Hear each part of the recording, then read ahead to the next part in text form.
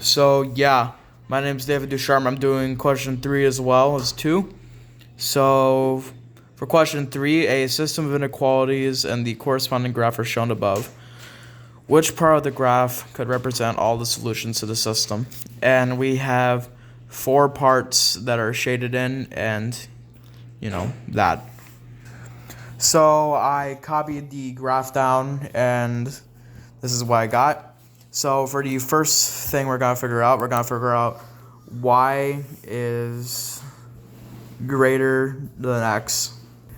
Now we see that there is no starting position for where it goes. And if you don't know, that just means that this equals 0. So the starting position is 0. And we're just going to label this black. So for y is greater than x plus 0, we start at 0, as I already said. And we go up 1 and right 1 until we reach the end, and then we go the opposite way. So down 1, left 1. Here, let me just show you. Our row of dots will eventually look like this. As you can see, up 1, right 1, down 1, left 1. But now we need to figure out what type of line it is.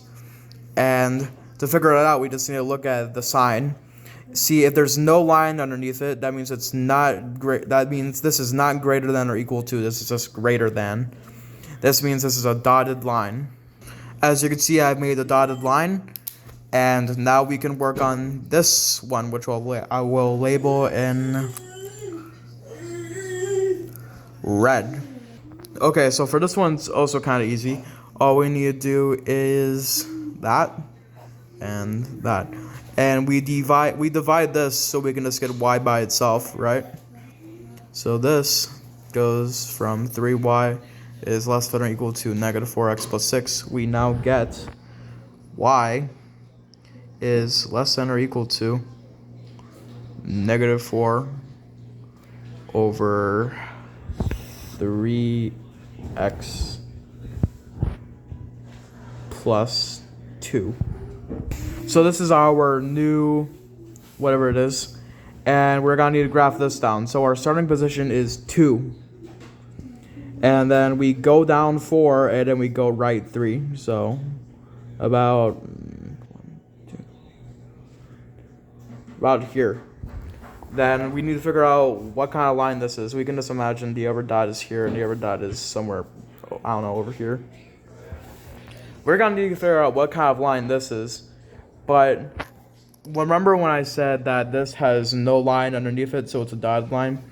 This does have a line underneath it, so that is a whole line.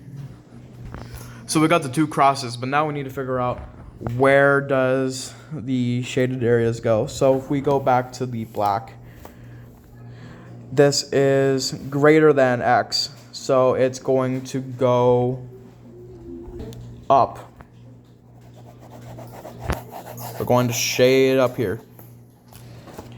And for this one, this is less than, so we're going to need to shade underneath.